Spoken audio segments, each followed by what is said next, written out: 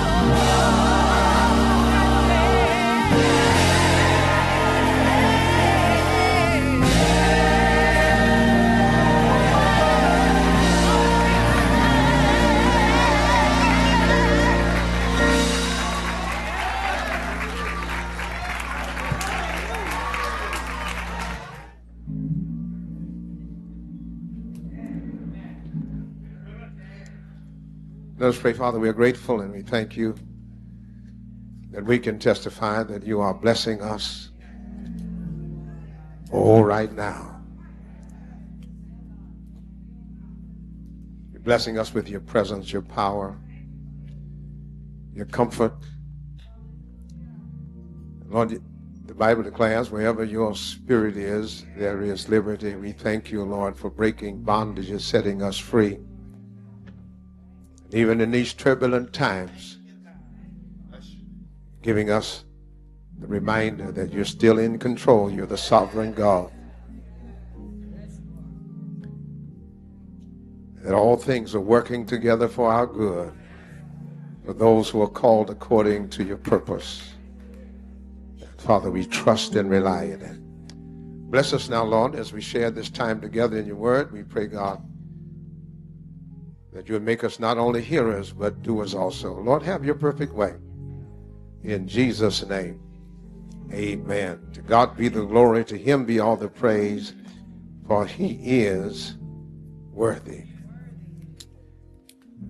We do honor our Reverend clergy, to all of our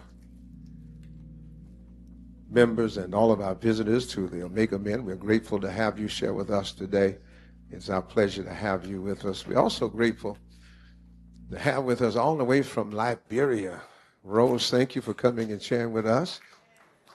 She's here doing some work with the UN, being trained by the UN, and I was in Liberia a few weeks ago, and her sister, Kristen, works with Hope for Liberia. So I missed her in Liberia, so she came all the way here just to see us. So we're grateful for your presence. Thank you, choir, for blessing Phil again. And hurry and get you out of here. Was read in your hearing.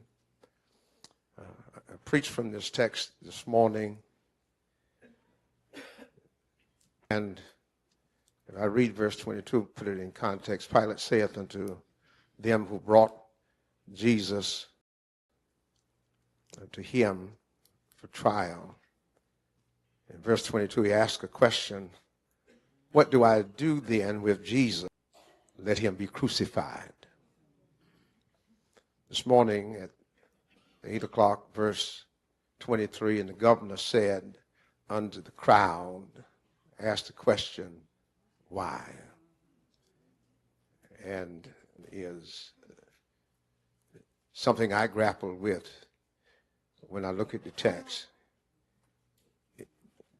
And he finished the question with this, what evil hath he done? I want to ponder that just for a moment. What evil hath he done?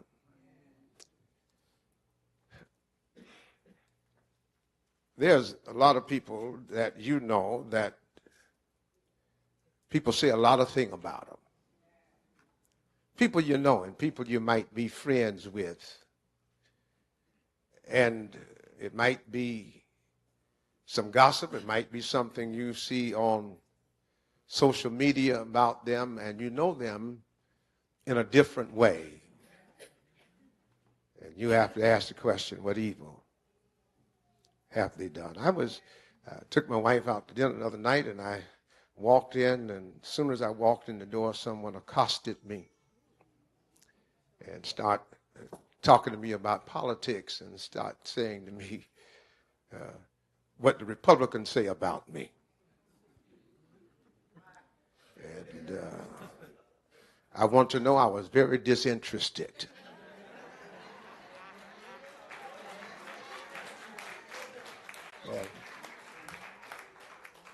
But I wondered to myself, but what evil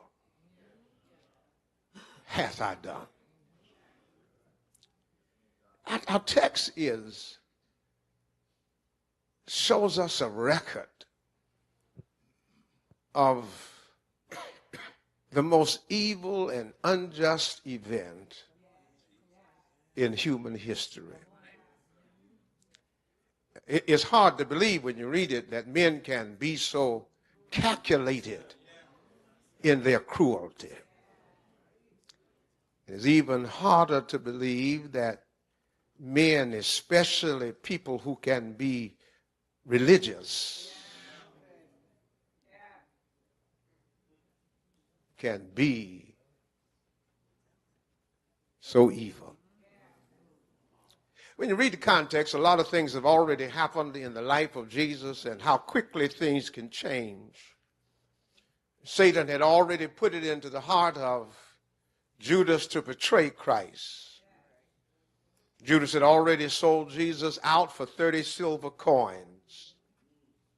Judas had already betrayed Jesus with a kiss, and the disciples had already forsaken him. And Peter had already denied him. Jesus had been arrested and taken not to one court, but 6 courts. 3 of the courts were religious, and 3 of the courts were civil. 3 were before the high priest and the Sanhedrin council, and 3 were before the Roman government. In the 3 religious courts, Jesus was found guilty each time. Before the civil courts of the Roman government, 3 times he was found innocent. It amazes me how we who are church folk can be so judgmental, have the same problems that we condemn others for.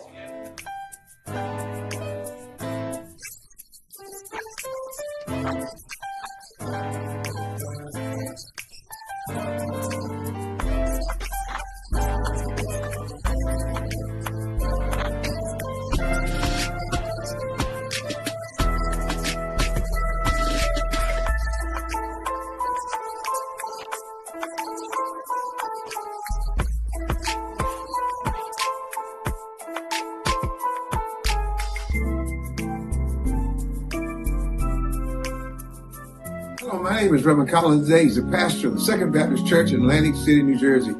If you're looking for a church home, a place to reconnect, a great place of fellowship, join us at Second Baptist Church here in Atlantic City, where everyone is welcome and the love of Christ is alive. Our Sunday worship services are 8 a.m., 11 a.m., and don't miss our evening 7 p.m. hour of power, a dynamic time of praise, worship, and encouragement. Midweek, refuel your spirit with corporate prayer. Wednesday at 11 a.m., Newsday service at 12 p.m., Bible study at 7 p.m. We're located 110 Reverend Dr. I.S. Cole Plaza, Atlantic City, New Jersey. Call us 609-348-3580 or email us at secondbaptistac@gmail.com. Please come. We're looking forward to having you. You'll never be the same. Find us if you like on Facebook or YouTube, and we'll see you at Second Baptist. Good evening, everyone, and welcome to another edition of Kingdom Conversations. We're really grateful that you took the time to be a part of our conversation today. We have a great guest today, and first of all, before I even go any further, I want to thank Elon Edwards for last week for standing in my stead and hosting Kingdom Conversations in interviewing one of his mentors, our good friend, Reverend Archibald. And it was a really great interview, and I hope that you were blessed and enjoyed it. And I want to welcome today our guest, who has some very interesting information that all of us need to be aware of. Greg Sayer, Vice President of Solid Waste at ACUA. Welcome, Greg, to Kingdom Conversations. Thank you very much. I'm happy to be here. Greg, everybody in the county we are beneficiaries of the work that you do, the great work you do at ACUA, Solid Waste.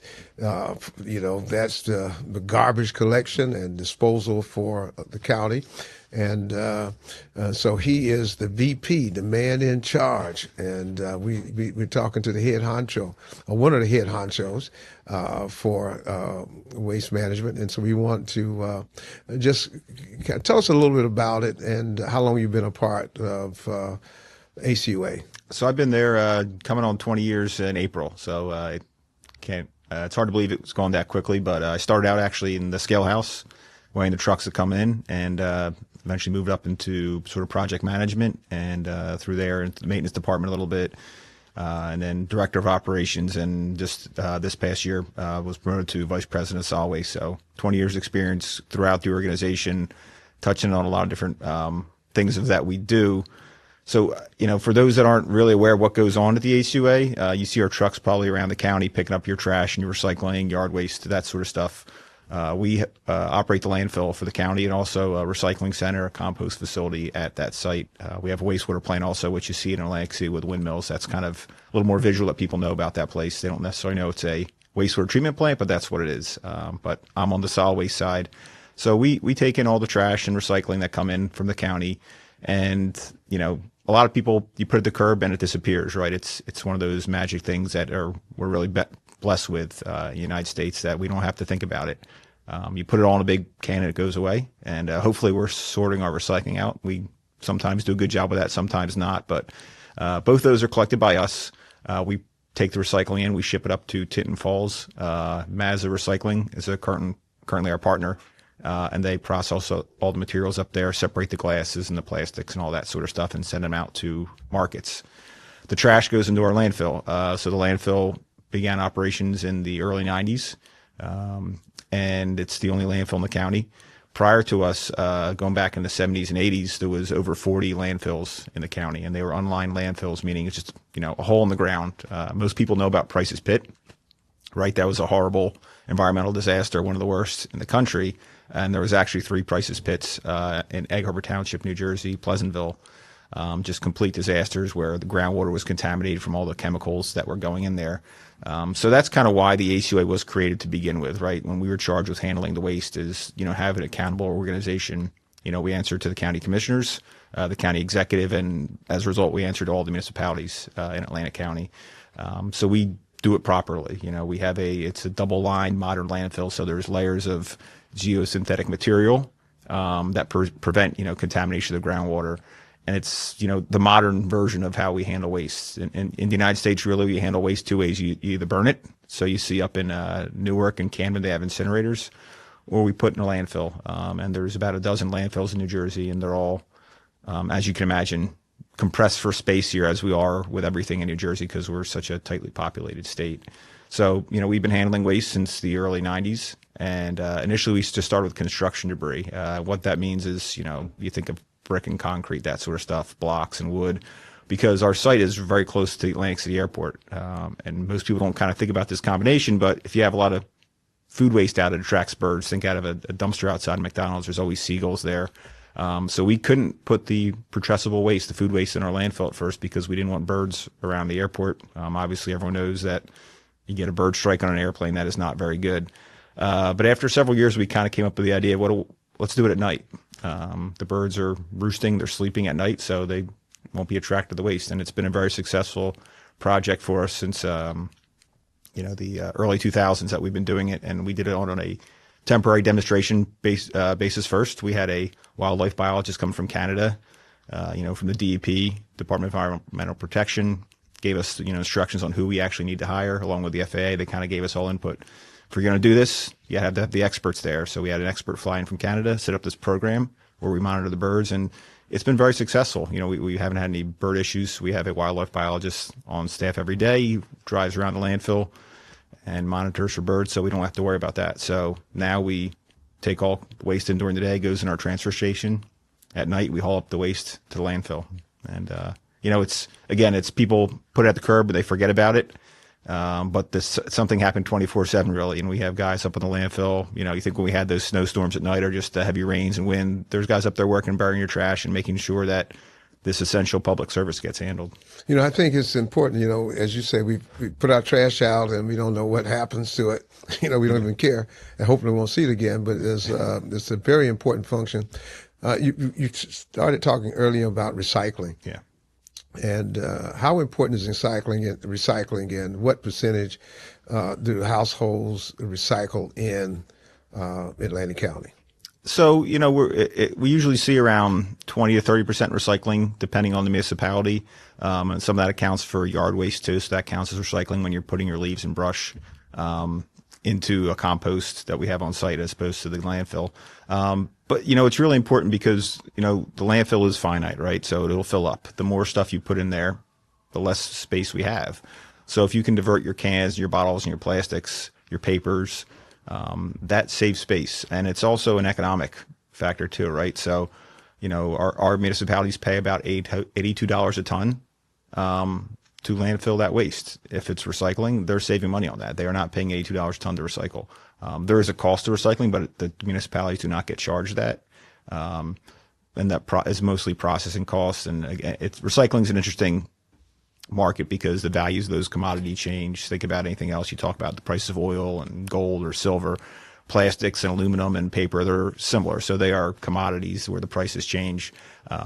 So that cost is variable, but it's cheaper than landfilling for certain. So you're saving money and you're conserving space for the actual stuff that we, at least right now, can't or won't recycle. I mean, you can really recycle just about everything if you want to do it. And that's kind of the other question is how much are we willing to actually effort put in to make sure we don't just throw stuff away? You talked about, as we know, that trash is a constant thing, that we're putting out trash, every day, and the landfill is finite. What is the plans and what is the lifespan of our landfill? Okay. Yeah. So currently we are permitted through a capacity through 2029. So that gives us, about 3 years left of capacity. Commissioner, as you know, I call you commissioner now, commissioner on the freeholder board commissioner board in Atlantic County. You recently approved our plan for an expansion through 2040. That still has to go through the Department of Environmental Protection. They'll review it on the technical aspects. But that, again, will get us capacity through 2040, which is, significant. That's, about 14 years from now. It gives us a lot more time to plan out for other endeavors. And it's not a uncommon thing. All landfills go for capacity expansions. Burlington County just had one last year. So it happens pretty frequently. It's not the first time we've done an expansion of our landfill. And in reality, the landfill expands every day. That, the more trash you put on it. And so this expansion, it's pretty much straightforward. So we're going 40 feet higher.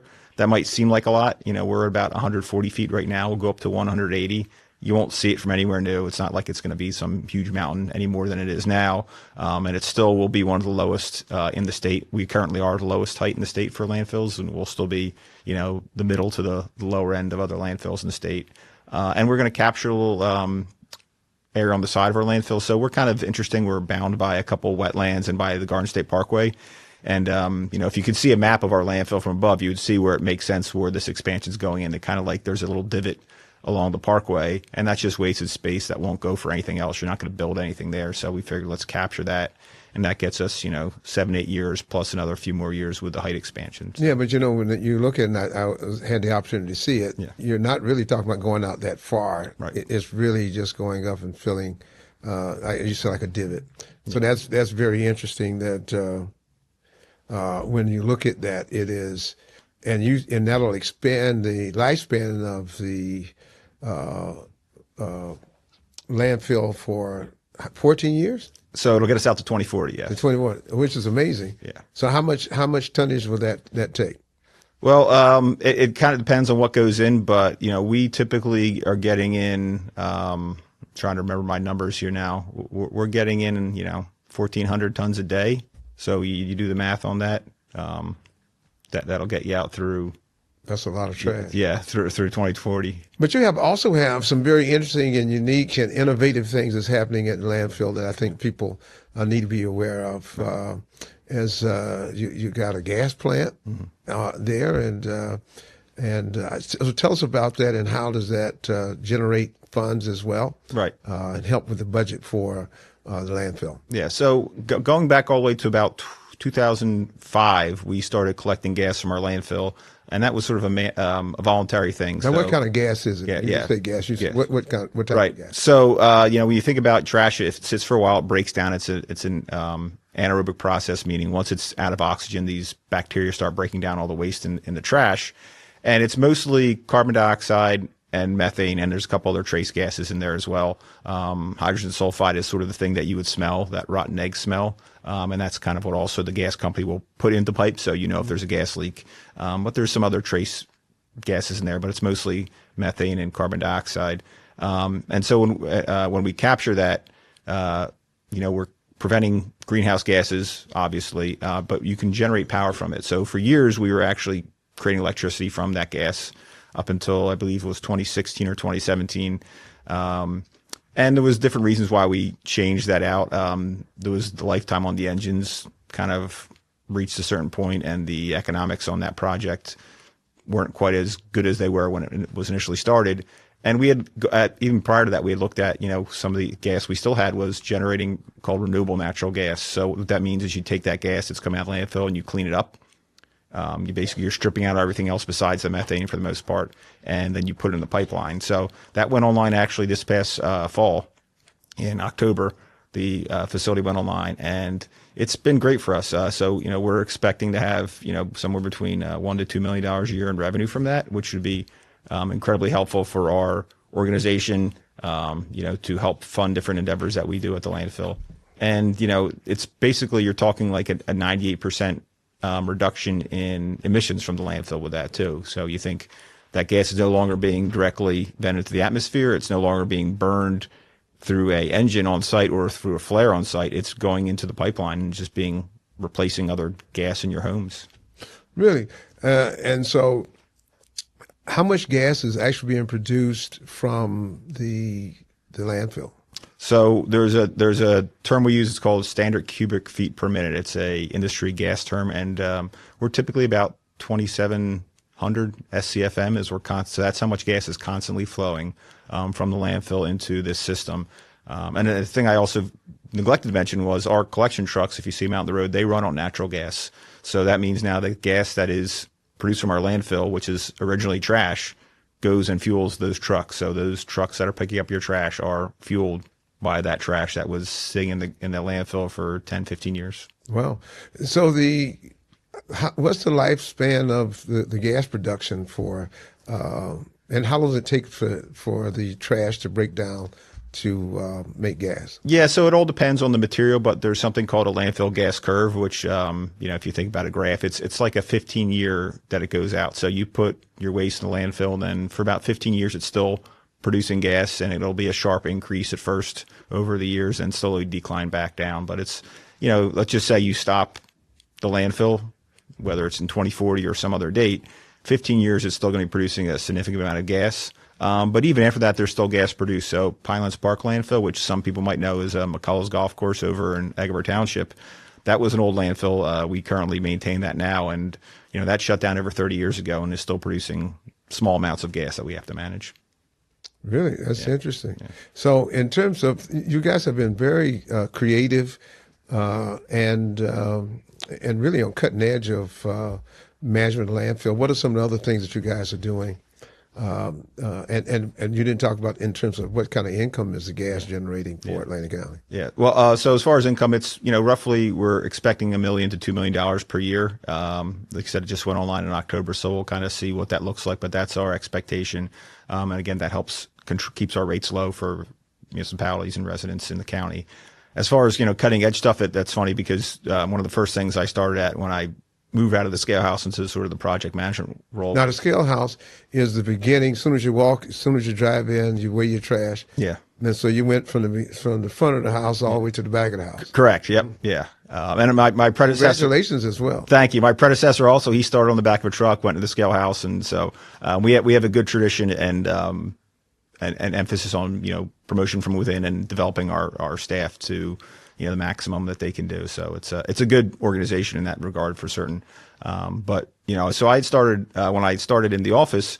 there was a joke, well, Greg's going to be the only one here by the time the landfill closes. So he's going to be the one, responsible for researching these different types of technology and what we can do replacing landfill. And our president too, Matt D'Onofrio, who started around the same time as me, he and I traveled to different places and looked at different technologies. And so, you got a lot of technologies out there that are sort of these magical black boxes where they tell you, hey, you put everything in there and we'll zap it and it'll turn into, like rainbows and energy on the other side. And that's all well and good, but everyone knows with their trash, right? You're throwing everything in there. So, my refrigerator kicks the bucket and all of a sudden the food goes bad. I'm throwing that in there. Someone else is cleaning out their garage and they're throwing out some old trophies or, whatever.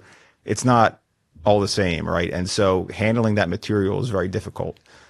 So what we found over the last 20 years or so, we've been looking at this is it's really important that you are processing material and sorting out properly so you can kind of get a good product to do something with. One of the technologies we had looked at was called plasma gasification with the company NRG Energy. They're one of the largest energy companies in the United States. And what they had thought was, hey, we buy gas and oil and stuff to produce energy. What if someone paid us to take trash and we made energy from that? So they were kind of bullish on that idea and this technology called gasification, which used basically almost like think about lightning, and it was so hot that it stripped all the molecules up and created energy from them. And we got very close with them on doing a project, a demonstration project. It's tough because New Jersey Department of Environmental Protection is very strict, right? So they want to make sure we're doing everything right. They issued us solid waste permits, but they weren't inclined to issue us an air permit because they weren't sure what comes out the back end, right? And that's important because you never know. So after several years, we kind of pulled the plug on that one. We couldn't really find ourselves anywhere. But we've issued a couple requests for proposals since then, and we're in the process now. We'll be accepting proposals actually the end of this month on April 1st for another waste conversion project. So we started this way back in, I want to say 2024, issued a request for qualifications to, the entire country, submit sort of general ideas of what you want to do and your history as a company. And based on that, we qualified 3 vendors, and those vendors then submit a proposal, and those proposals will come in April 1st. So we'll see what's available. Like I said, as we've been through this over several years and iterations, what we find is it's really important that the waste gets processed. So a lot of these technologies think they can handle the waste, but they don't think about the processing ahead of time where you're separating stuff out so you get the right mix of material. And we've seen more emphasis on that now. We've seen companies that come in and understand that, and they're not necessarily as whiz-bang magic science. They're more like, let's put the work in and getting material the way we want it to be, and then do a more basic thing where, you're taking maybe the fibers, the food waste and handling it in more common material methods. So food waste is a big thing. A lot of other countries and even the United States, you see other areas where they're focusing on food waste diversion. So just like we recycle plastics and metal, keeping your food waste out of the trash is an easy thing to do. And then you can just basically compost that. You can have indoor composting for that. You can create soil and then that renewable natural gas out of that. So could be something like that comes out of this process for us. We'll see what comes back with the proposals. But that's something that, we're very cognizant of and we want to see go forward is getting more things out of the landfill and doing a better job of actually managing the waste instead of just throwing it in a hole.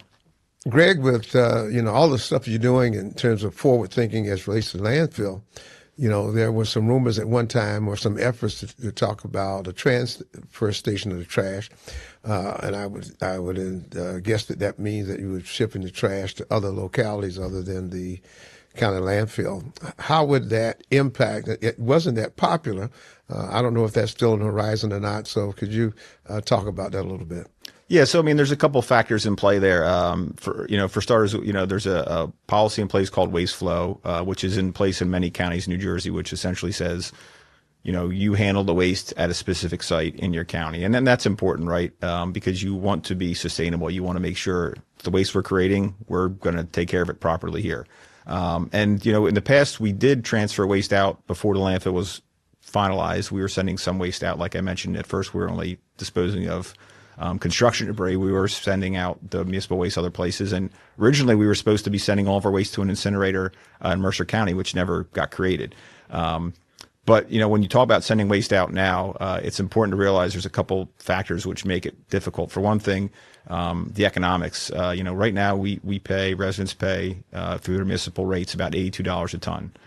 We've investigated, because we know the landfill has a limited life. We said, well, what would it cost to ship us out? And some of the quotes we got back were, $170 a ton. So you're talking over double the cost.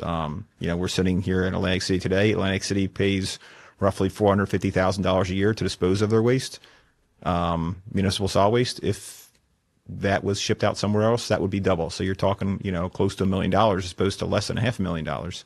That's a big budget item for municipalities. And so we talk with our municipal counterparts every year when we have budget meetings, and, we go through this with them, and they really understand that, every municipality is hurting right now, whether it's healthcare costs or just, rising, costs for their workers. The budgets are tight. So, we're very cognizant of that, and we do everything we can to keep our rates low. So when you ship it out, that costs go up.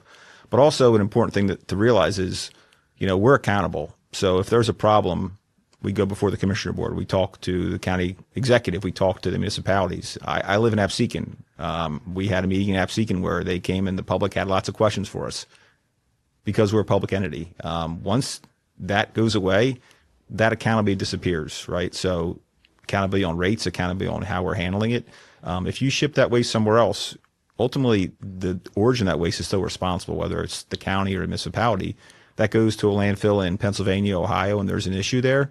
That bill for cleanup, if there's an issue, comes back to the municipality. Everyone knows the story of that garbage barge that, left New Jersey and just sat off the coast for years. And, yeah. So. That just never would get anywhere, never would disappear. Right. Now, tell us what happens with the trash, because, there's a lot of people that's never been to the landfill. I've been there taking, just garbage that I had piled up at the farm or somewhere. So what happens when it leaves the house? What happens to it? Okay. So, you put out your front curb and our trash trucks come around and collect it, right? And then the trucks take it to our transfer station. So we have a large building. They're dumping on it's called the tip floor there. They dump it in there. We got equipment that's pushing it up, so we have room for all the waste that comes in, makes a nice pile. And then once we get to sundown, we have a separate crew comes in. They're loading those trash bags and everything onto what we call ukes. They're articulated dump trucks. Think of, like heavy yellow equipment that's in quarries, that sort of thing. And they climb up on the hill and they go on the landfill and they're dumping that waste into the landfill at night. And then we have other equipment up there like compactors and dozers, which is, again, compacting the trash, smushing it down so we get it as tight as possible on the landfill working face. And then at the end of the night, we're making sure we cover it all with material. Dirt, we use both what's called clean fill, which is, clean dirt you might use for any project, but also we'll use contaminated soils as long as it meets certain specifications. So think about material from a gas station, right, that's contaminated. We can use that actually uncover on the landfill as long as it meets certain specifications, which helps us save money because, instead of paying for clean dirt, we're getting paid to use some of that, we call it dirty dirt in the industry. Well, you're talking about all the different aspects of moving. That sounds like there's a varied jobs through landfill, because a lot of times all we see in the community are, the trash trucks moving, and some of them are picking up trash automatically. Some people are, are actually going and get the cans. So what types of jobs that the landfill has, and are there any available? Yeah. So outside, like you said, the traditional trash collectors, and the landfill will have, we typically call them operators, different levels. So you'll have guys driving those trucks that basically are going from the landfill or from the transfer station up to the landfill and back every day, or they're hauling material at our compost site. It's in basically a large dump truck they're driving around. Then we have higher level operators, which are grading the landfill, so making sure it's the proper height. It's grading to make sure the shape and the height and size of the landfill is proper. You have trucks, ultimately moving material around, compactors, which is, a huge piece of equipment to smush that waste down in a very precise manner. And that happens also a lot at night. So that's a very difficult job to do.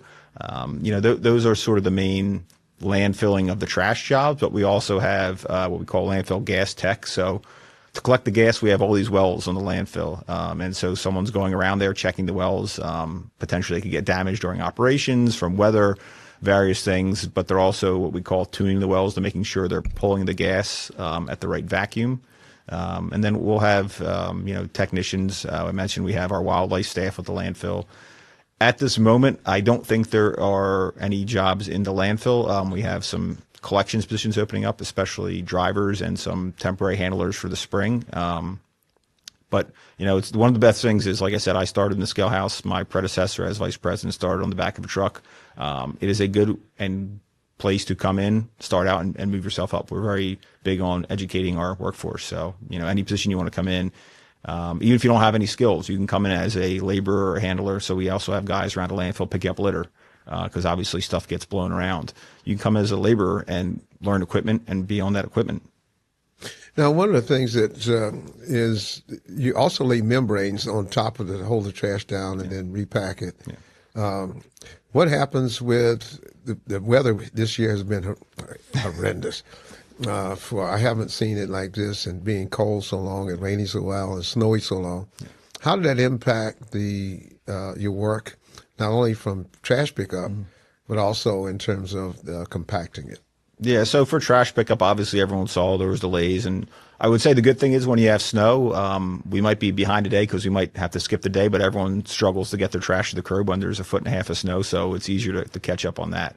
At the landfill, it's tough because those conditions up there are never good. When it gets wet, you have mud, and it's just so the equipment is on this slick material, right? So they have to be ultra conscious of not sliding off the working face, not hitting a well.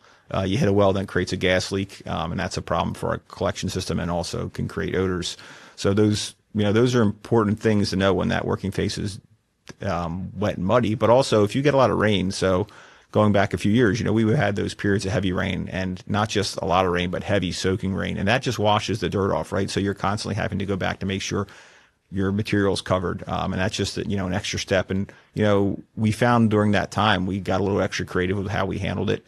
So we would take some like leaf and brush type material from our compost site and put that on top. That would sort of keep the runoff from happening, which was a good thing we did on the slopes of the landfill. Because if not, you just have washout, and you're constantly moving dirt from the bottom of the hill back up every time it rains off. It washes off with the rain. So we got creative on how to handle that. We'll use what's called temporary capping, which is basically like a big tarp we put down. So if we're finished in an area, we can put a tarp down and sandbags on top, and that helps control the erosion as well. And how do you deal with, making sure the air quality is good for not only the workers, but for the community? Yeah. So like I mentioned, we have wells around the landfill that collects our gas, and, like I said, they're constantly tuned. We have a third-party company, Opal Fuels, who manage our landfill gas system. They do the RNG project for us, and they've been incredibly helpful with their experience in helping us to expand our gas collection system. You have the wells, but you also have something called header pipe, which every well is attached to a pipe, and that pipe eventually goes back to the cleanup system. And when you have those header pipes, you always want to make sure they're in good condition and they're sized right, because as you add more gas, you're piping more gas through those pipes, and you want to make sure they're sized right. So we did some upgrades on that, going from what we call 12-inch header pipe, which think about as 12-inch wide, to an 18-inch header pipe. Allows more gas to go through. We created some redundancy in our system, so if something happens, the gas can still flow properly. And we constantly monitor the site. Every day we're operating, we have someone out there checking air quality to making sure we're in compliance. It's a landfill, so you're never going to be perfect. There's always going to be smells. You open up your trash can on a hot summer day, you smell it, right? So it's never perfect, but we are doing everything within industry parameters, and we do best management practices nonstop. And there's something we have called an odor management plan, and that's something that usually is typically triggered if you have a couple days where you're over your odor limits. Then we trigger a couple different things we do, but the reality of how we operate is we do those things daily anyway. So we're not just waiting for there to be a day with high odor. We are constantly doing the things we would have to do every day, checking all of our wells, checking all of our sumps for the the liquid in the landfill to make sure everything's the way it needs to be. So tell me, what fun things happen in the landfill? Is a funny thing happen on the way to the landfill? Funny? Well, all sorts of stuff. There's sad stories about, people just throwing away the wrong things. Whether it's, a wallet, which obviously, you might lose some money, but you'll be able to get your credit cards back or whatever, but wedding rings, that sort of stuff. And we've had people call and say, hey, I live in Mullica, or I live in Egg Harbor Township, and, I threw this away.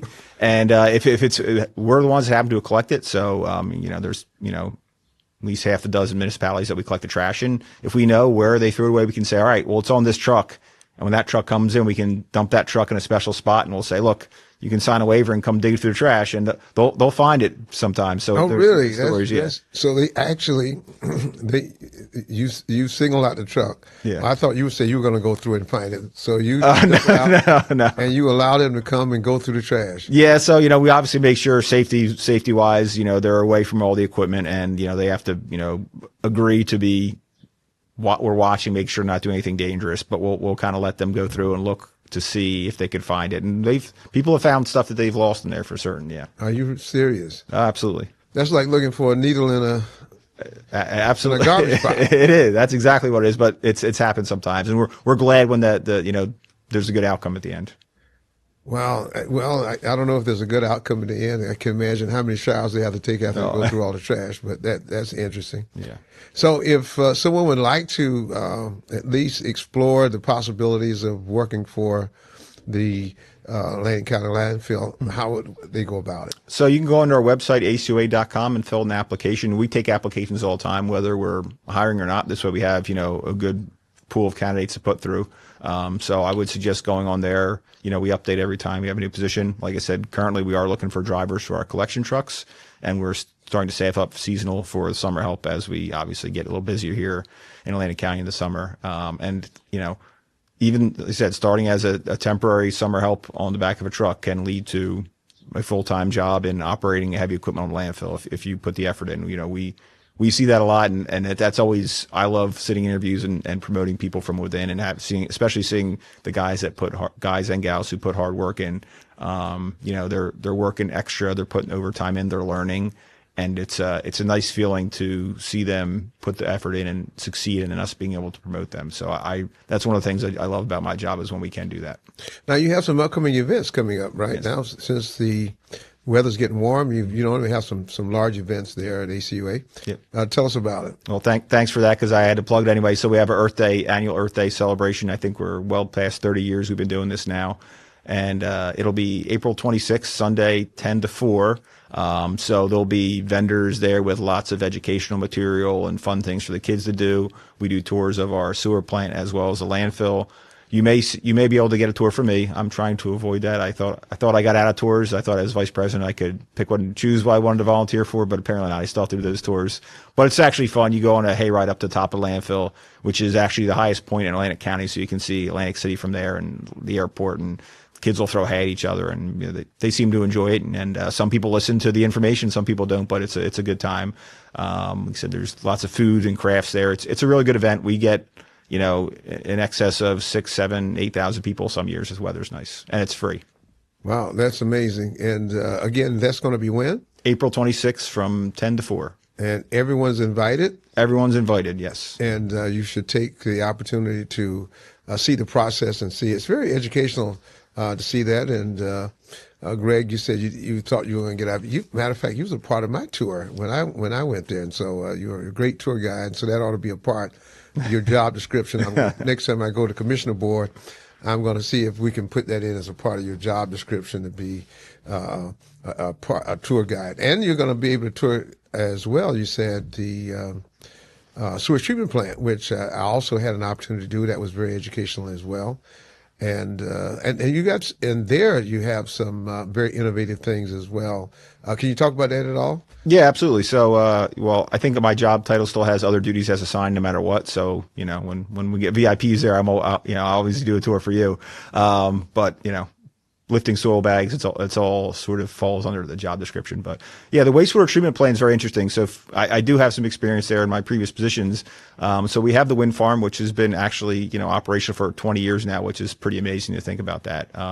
And that's about 60% of the energy we use at the treatment plant, which is a very energy intensive process to handle your sewage, is powered by the wind farm, which is great. We were saving, millions of dollars over the course of the project lifetime.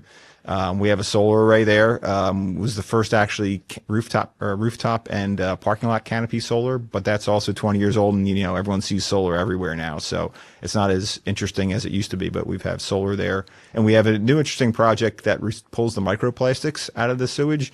Let's talk about microplastics, Yeah. because that's a big issue with plastics now everywhere, getting it, and now they're talking about microplastic being able to get into the food chain, and then also getting now into your own bodies.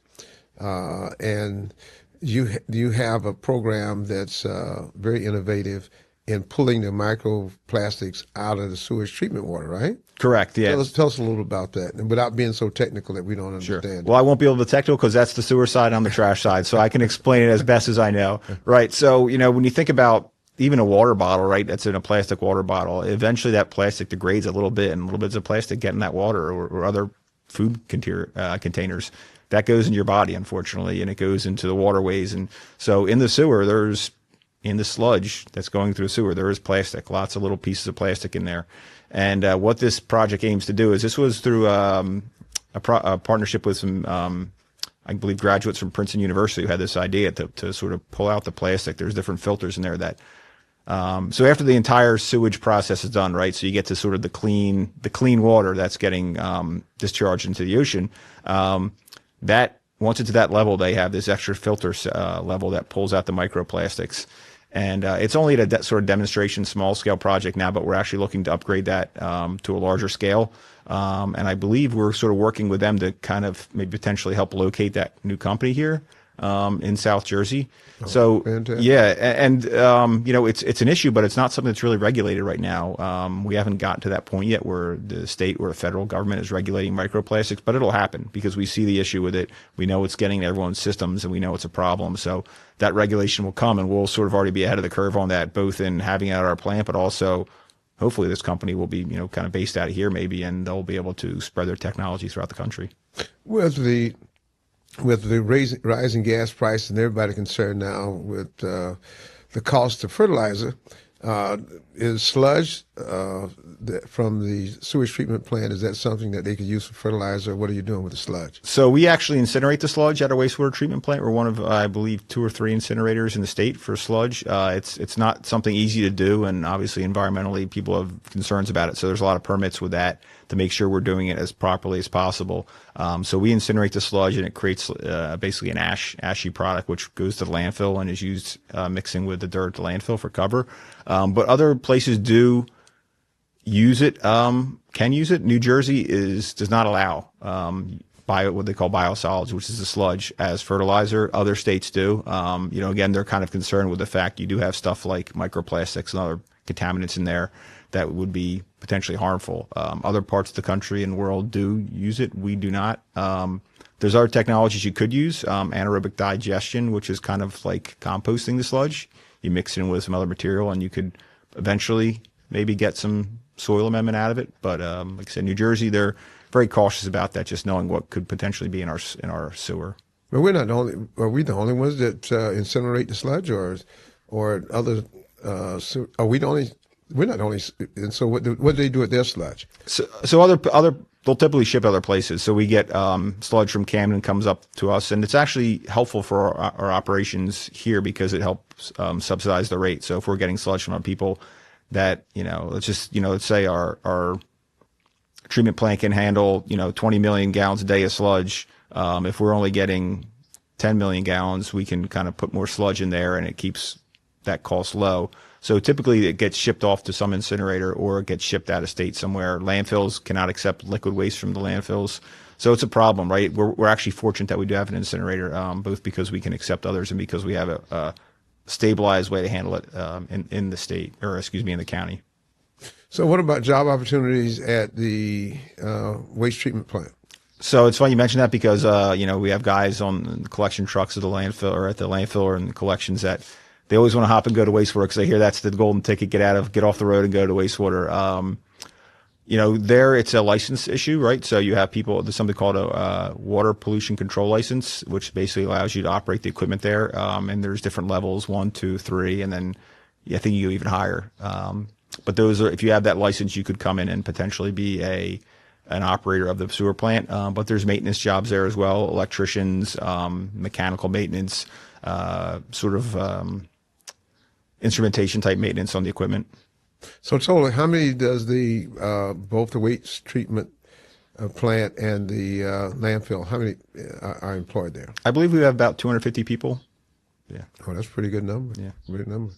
Well, Greg, I want to thank you so much for coming to be a part of our program. And what you said was very enlightening and informative. And we look forward to the Earth Day and invite everybody to come and be a part of it. You got some free food and free games and a free tour of both facilities. How do they get from one facility to the other? Is they going to provide transportation from? Yeah, we have a bus that'll take you over to the wastewater plant. Okay, well, that's good to mention that you can do all those things, and is very, very informative, and you will be very surprised and impressed with the workers and the plant and how they operate. I was very impressed when I took a tour as well. Greg, what would you like to give some final words to our listening audience? We'll give you that opportunity now. No, thank you. Yeah, so please come out on Earth Day, April 26th, 10 to 4 at our landfill in Eggebert Township. Love to have you. Hopefully the weather's great. I know the kids always love it.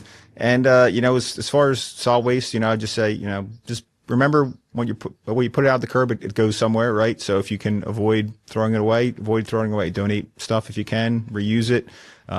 Backyard composting if you can for your food waste. There's a lot of ways to reduce the amount of waste you produce and, kind of get back to a more sustainable lifestyle. Well, thank you so much, all of you, for tuning in again to Kingdom Conversations. And I want to thank our guest today, Greg Sayer, for coming and taking his time to be a part of this. And like he said, if you are interested in either one of those as a career, please look at their websites from the ACUA. Thank you again for sharing with us today, and we look forward to seeing you and hearing you same time, same place, Kingdom Conversations. God bless you. And that wraps up another powerful episode of Kingdom Conversations, where faith meets life and purpose is revealed. We pray today's dialogue stirred your spirit, sparked your thinking, and strengthened your walk with God. Remember, the kingdom is not just a place where we're going, it's a way of living here and now. So stay rooted in the Word, stay connected in the community, and stay bold in your faith. If this episode blessed you, don't forget to like, share, and subscribe. Join the conversation online and help us spread the kingdom message far and wide. Until next time, keep seeking, keep growing, keep walking in kingdom purpose. God bless you, and we'll see you next time on Kingdom Conversations.